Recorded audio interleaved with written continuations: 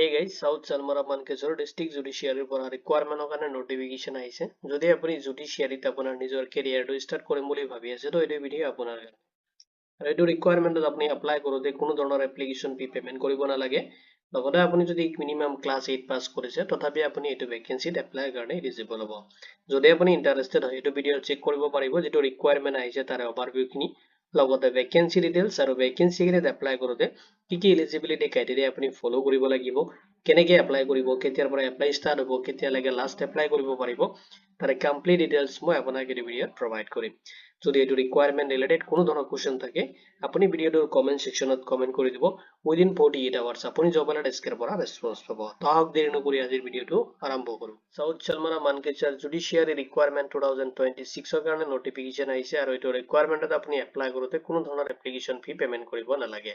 এতিয়া চাই লওক ফাৰ্ষ্টত যে ৰিকুৱাৰমেন্ট আহিছে ৰিকুৱাৰমেন্ট ওভাৰভিউ খিনি অৰ্গানাইজেচন সাউথ চালমাৰা মানকেশ্বৰ জুডিশিয়াৰিৰ পৰা আহিছে নটিফিকেশন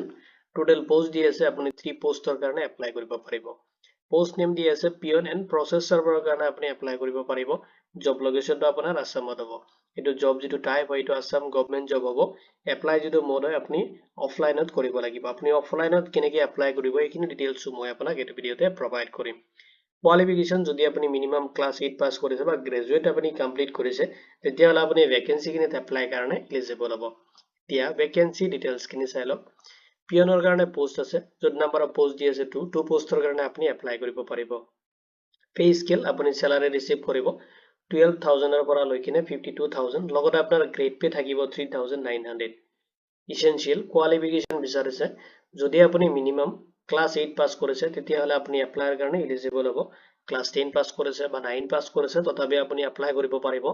যদি আপুনি হাই সেকেন্ডাৰী কমপ্লিট কৰিছে তেতিয়া হলে আপুনি এটো পোষ্টত এপ্লাই কৰিব নোৱাৰিব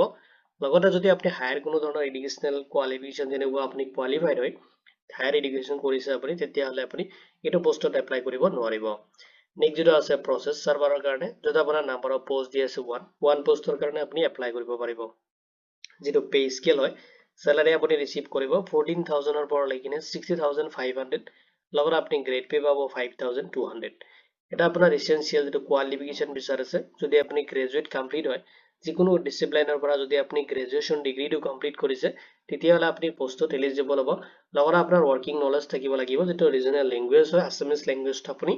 জনা থকা হ'ব লাগিব তেতিয়া হলে আপুনি এটো পোষ্টত এপ্লাই কৰিব পাৰিব এজ লিমিট দি আছে স্পটা যেটো লাষ্ট ডেট দি আছে এই হিচাপত আপুনি ক্যালকুলেশন কৰিব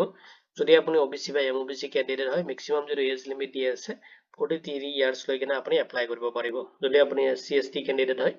ম্যাক্সিমাম আপুনি 45 ইয়াৰ্স লৈ কিনে এপ্লাই কৰিব পাৰিব যদি আপুনি পিডব্লিউবিডি ক্যান্ডিডেট হয় এজ ৰিলেক্সেশন কিনি এপ্লিকেবল হ'ব স্পটা গভৰ্নমেন্ট যেটো ৰুলছ আছে এইটো হিচাপত এতিয়া চাই আপুনি কেনেকৈ এপ্লাই কৰিব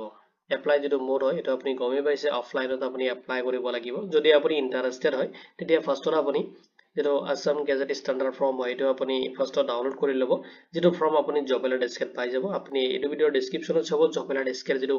অফিশিয়াল পোৰ্টাল আছে এটো লিংক মই প্ৰভাইড কৰি দিছো তাৰ পৰা যাই কিনে আপুনি ফৰ্মটো ডাউনলোড কৰি ল'ব যেটো পিডিএফ ফৰ্ম আছে তাতে পিডিএফ ফৰ্মটো ডাউনলোড কৰি কিনে আপুনি প্ৰিন্ট আউট কৰি ল'ব আৰু ফিল আপ কৰি ল'ব লগতে আপুনি এটাচ কৰিব লাগিব ডকুমেন্টস যত আপোনাৰ age proof educational qualification certificate caste certificate লগতে যদি আপোনাৰ কোনো ধৰণৰ এক্সপেৰিয়েন্স আছে এক্সপেৰিয়েন্স সাৰ্টিফিকেট এখিনি আপুনি এটাচ কৰিব লাগিব নেক্সট আপোনাৰ ভ্যালিড এক্সচেঞ্জ এমপ্লয়ি এক্সচেঞ্জ যেটো সাৰ্টিফিকেট হয় এটো লাগিব নেক্সট আপোনাৰ পাসপোৰ্ট সাইজ 3 কালাৰ ফটো লাগিব যত আপোনাৰ এটা পোস্টাল এপ্লিকেশন হয় পোস্টাল থাকিব লগতে এক্সট্ৰা 2 কপিজ আপুনি ফটো দিব হেখিনি দেখিনা আপুনি এটা মানে বান্ডল বনাব লগতে আপোনাৰ যদি আপুনি পিয়ন পোষ্টত এপ্লাই কৰি আছে নটাৰাইজ যেটো এফিডেভিট হয় এটো ম্যান্ডেটৰি লাগিব আপুনি এটা এফিডেভিট বনাই ল'ব আৰু বাকিখিনি আপুনি নটাৰি এফিডেভিট খিনি নালাগে তাতে আপুনি এখিনি বনাই কিনে এটা ইনভলভমেন্ট খাপত ভৰাই কিনে এড্ৰেছটো দি আছে এড্ৰেছটো আপুনি নোট কৰি ল'ব পাৰে এটো এড্ৰেছত আপুনি ভিজিটও কৰিব পাৰিব বা আপুনি বাই পোষ্টও কৰি দিব পাৰে তো office of the chief judicial magistrate south Salmara Mankeshwar post অফিসটো দি আছে ফেকামাৰি যেটো পিন নাম্বাৰ দি আছে 783135 আসামত হয় এটো এড্ৰেছত আপুনি ভিজিট কৰিব পাৰে কৰি কিনে আপোনাৰ এপ্লিকেশনটো সাবমিট কৰি থব পাৰে বা আপুনি এটো এড্ৰেছ দি কিনে আপুনি বাই পোষ্টও কৰি দিব পাৰিব ইম্পৰ্টেন্স নোট খিনি চাই লব আপুনি যেটো পোষ্টত এপ্লাই কৰি আছে ইনভলভমেন্ট যেটো খাপ থাকিব তাৰ ওপৰত আপুনি যেটো পোষ্টত এপ্লাই কৰি আছে পোষ্টটো ক্লিয়াৰকে মেনশন কৰিব নহলে আপোনাৰ যেটো এপ্লিকেশন হয় এটো ইনকমপ্লিট প্ৰসেছত গুচি যাব আৰু যদি আপোনাৰ ইনকমপ্লিট হৈ যায় কোনো এপ্লিকেশন বা কোনো ডিটেইলছত আপোনাৰ ইনকমপ্লিট হলে আপোনাৰ এপ্লিকেশনটো ৰিজেক্ট কৰি দিয়া হ'ব এতিয়া চাই লওক ইম্পৰ্টেন্ট ডেটস খিনি এপ্লিকেশন যেটো ষ্টাৰ্ট হৈছে আপোনাৰ 17 ডিসেম্বৰ 2025 ৰ পৰা আৰু এপ্লিকেশনৰ যেটো লাষ্ট ডেট দি আছে আপুনি 5 জানুৱাৰী 2026 লৈকে আপোনাৰ এপ্লিকেশনটো আপুনি সাবমিট কৰিব পাৰিব ইম্পৰ্টেন্ট লিংক খিনি মই আপোনাক এই ভিডিওৰ ডেসক্ৰিপচনত প্ৰভাইড কৰি দিম আপুনি তাতে চেক কৰিব পাৰিব লগতে আপুনি জব এলাৰ্ট এছকে যেটো পোৰ্টেল আছে তাতে ভিজিট কৰিব পাৰে তাতে মই ডিটেইলছ লগতে ইম্পৰ্টেন্ট লিংক খিনি প্ৰভাইড কৰি দিছো